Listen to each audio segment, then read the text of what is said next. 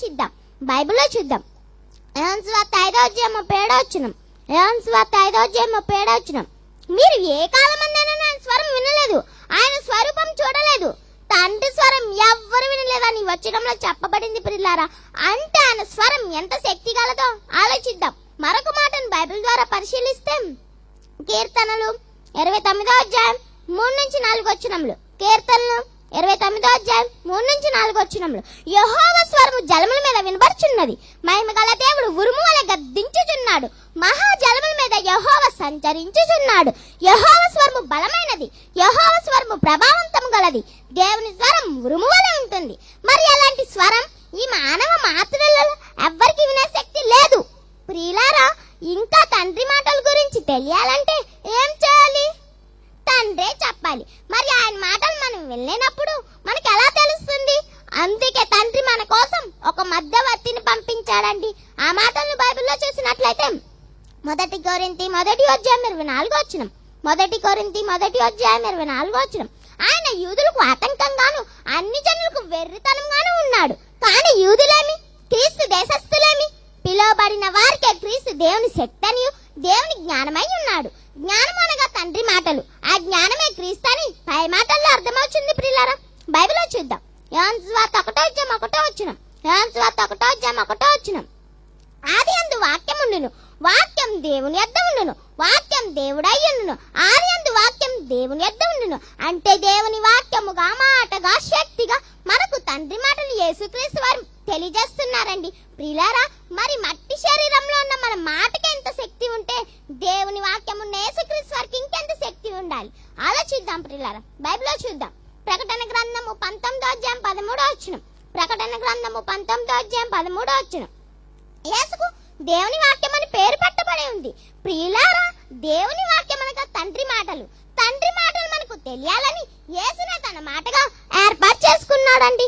ఉదాహరణకు ఒక యజమాని తన దాసుని ఏదైనా పని నిమిత్తము పంపినప్పుడు వారికి నా మాటగా చెప్పు అంటాము. అలాగే దేవుడు కూడా నీవు వెళ్ళి నా మాట యొక్క శక్తి విలువను నా పిల్లలకి చెప్పమని పంపారండి ప్రియులారా. మరి యేసుక్రీస్తు వారు మన కన్న తండ్రి మాటలను ఈ లోకానికి ఎలా తెలియజేశారని ఆలోచిస్తే బైబిల్లో చూద్దాం ప్రియులారా.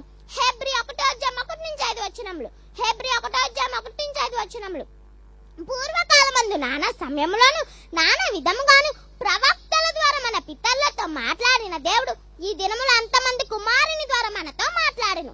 దేవుడు యేసుక్రీస్తుని సమస్తమునకు వారసుడిగా నియమించాడు. యేసు ద్వారా ప్రపంచంలో నియమించబడ్డాయండి. తన మహత్తు గల మాట చేత సమస్తాన్ని కలిగించను. అనేక మహత్కారములు యేసే చేయుచున్నాడు. అయితే చాలా మంది మ్యాజిక్లు చేసి అనేకులను ఆశ్చర్యపరుస్తారు. మరి అలాంటి ఒక వ్యక్తి బైబిల్లో కూడా ఉన్నారండి. బైబిల్లో చూద్దాం. అపోస్తల కార్యములు 8:9 మరొకసారి అపోస్తల కార్యములు 8:9 సీమోను అనబడే ఒక మనుషుడు లోగడ పట్టణంలో గారిడి చేచు తానెవడో ఒక గొప్పవాడని చెప్పుకొని సమరయ జనులను విభ్రాంతి పరచుచుండెను. ఈ సందర్భంలో గారిడి వాడైన సీమోను తన విద్య వలన ప్రజలను విభ్రాంతికి గురిచేస్తున్నట్టుగా చూడగలం. ఇంకా అతను దేవుని మహాశక్తి అని అంటున్నారు. ఇలా నేడు మనం నివసిస్తున్న భూమిపై చాలా మంది ఉన్నారండి. కానీ వీరు నిజంగా మహత్కారములు అంటారా? చెప్పండి ప్రియులారా. కాదండి, వారి పొట్ట కూటి కోసం ఇలాంటి విద్యలను అభ్యసించే ప్రజల దగ్గర నుంచి సొమ్ము చేసుకుంటున్నారండి. కానీ నిజమైన మహత్కారం ఏంటో తెలుసుకోవాలంటే మనం ముందు ప్రకృతిని చూడాలి. కారణం అవి యేసు వలన తండ్రి కలిగింపజేశాడు. ఆయన కార్యములు ఎవ్వరూ చేయలేరు. బైబిల్లో చూద్దాం ప్రియులారా.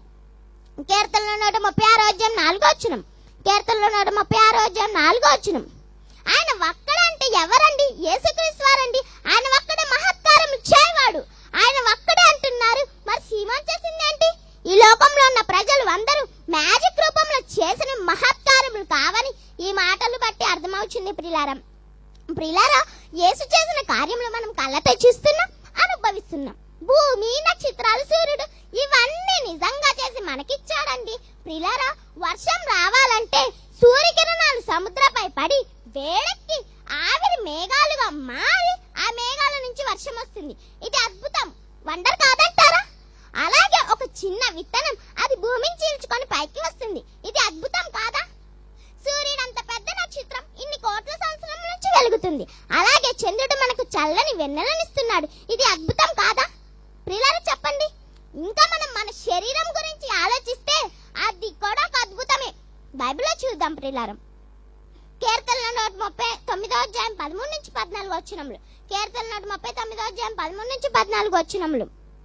నా అంతరంద్రియములు నీవే కలుగజేసితివి, నా తల్లి గర్భంయందు నన్ను నియమించిన వాడివి నీవే. నీవు నన్ను కలుగజేసిన విధానం చూడగా భయమును ఆశ్చర్యమును నాకు పుట్టుచున్నవి అని దావీదు గారు మాట్లాడుతున్నారండి.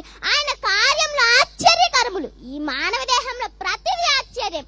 ఈ శరీరంలో అవయవాలు ఏ మనిషి చేయలేడండి, అంత విలువైనది ఈ మానవ దేహం. బైబిల్లో చూద్దాం ప్రియులారా. యోబు 37వ అధ్యాయం 14 వచనం. యోబు 37వ అధ్యాయం 14 వచనం. యోబు, నా మాటలను ఆలకించుము, ఊరుకుండి దేవుని అద్భుత కార్యములను ఆలోచించుము. దేవుని అద్భుత కార్యములను ఆలోచించమంటున్నారంటే అవి మనుషులు చేసిన వాటికన్నా అద్భుతంగా ఉంటాయి కాబట్టి. నేను లోకంలో ఉన్న తాజ్మహల్ ఒక అద్భుతం అనుకుంటున్నా, కానీ ప్రియులారా అది వింత కాదు, అద్భుతం కాదు. అది పడిపోతే మళ్ళా తిరిగి కట్టవచ్చు, కానీ శరీరంలో కాలు గాని ముక్కు గాని మరేమో మనం మళ్ళా శరీరంలో తిరిగి పెట్టలేం. ప్రియులారా మన దేహం ఒక వండర్ అండి. బైబిల్లో చూద్దాం. కీర్తనలో 104వ అధ్యాయం 24 నుంచి 25 వచనములు. కీర్తనలో 104వ అధ్యాయం 24 నుంచి 25 వచనములు. యెహోవా నీ కార్యములు ఎన్నెన్ని విధములుగా ఉన్నవి, జ్ఞానము చేత వాటన్నిటిని నియమించితివి. నువ్వు కలుగజేసిన వాటితో భూమి నిండి ఉంది. అదే విశాలమైన మహాసముద్రం, అందులో లెక్కలేని జర్జరములు, చిన్నవి పెద్దవి జీవరసులున్నవి. ఆయన కార్యములు రకరకాలుగా ఉన్నవి, పువ్వుల్లో రకరకాలు, రంగుల్లో రకరకాలు. ప్రియులారా మన తండ్రి ఎంతగానో ఆలోచించాడండి. ప్రతి దానిని తన మహత్తు గల మాట చేత కలిగించాడు. తన తమ్ములు ప్రతి దానిని అనుభవించాలని ప్రేమతో చేశాడండి. ఎవరికి నచ్చింది వాళ్ళు తినమని కలుగజేశాడండి. ఒక్కొక్కరు ఒక్కొక్క రకమైన రుచులను ఇష్టపడేవారు ఉంటారు కనుక తన సేవకుల చేత అన్ని మన కోసం సక్రమంగా చేశాడండి.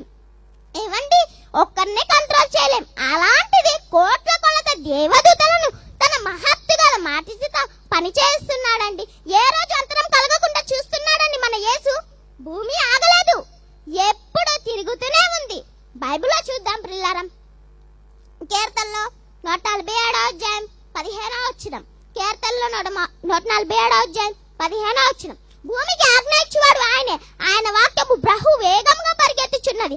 అంటే ఆయన వాక్యము మహత్తు గల మాట వల్లనే భూమి వేగంగా తిరుగుతుంది. అద్భుత కార్యములని ఆయనే చేస్తున్నాడండి. కేవలం మహత్తు గల మాట చేతనే చేశాడు. ప్రియులారా ఆ మాటలనే పుస్తకం రూపంలో రాసి మనకిచ్చాడండి. కానీ ప్రియులారా ఈ గ్రంథాన్ని కలిగిన క్రైస్తవులు ఏం చేస్తున్నారు? మహత్తు గల మాటను మత్తు గల మాటగా మార్చేశాడు. ఈ మాటను చదివితే నిద్ర వస్తుంది అంటారు, అంటే దేవుని మాటలకు విలువ లేకుండా చేశారు. ఇంకా యేసు మాటలలో శక్తి విలువను గురించి ఆలోచిస్తే బైబిల్లో చూద్దాం ప్రియులారా. మత్తయి సువార్త 7వ అధ్యాయం 28వ వచనం. మత్తయి సువార్త 7వ అధ్యాయం 28వ వచనం. యేసు ఈ మాటలను చెప్పి ముగించిన